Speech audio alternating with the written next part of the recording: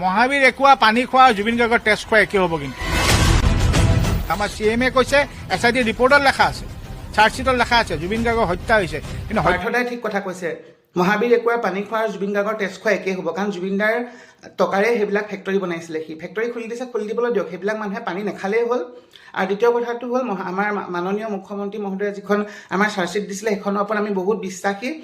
সেইখনৰ ওপৰতে ন্যায় পাব বুলি বহুত বিশ্বাস এতিয়াও লৈ আছোঁ আস্থা ৰাখিছোঁ আইন আদালতৰ ওপৰত মহামান্য আদালতৰ ওপৰত গতিকে জুবিনদাৰ ন্যায়টো অতি সোনকালে দিয়ক মামা আপুনি আৰু যিখন ফাষ্ট ট্ৰেক আদালত বহুমতে বিচাৰিছে অসমৰ ৰাইজে বিচাৰিছে এখন আপুনি দিম বুলি যিখন কৈছে সদনত সেইখন অতি সোনকালে মানে কাৰ্য হওক মানে সেইখন হওক অতি সোনকালে নহ'লে জুবিনদাৰ ন্যায় নাপাব আৰু এতিয়া যিবিলাক এনেকৈ খুলি দিছে কালি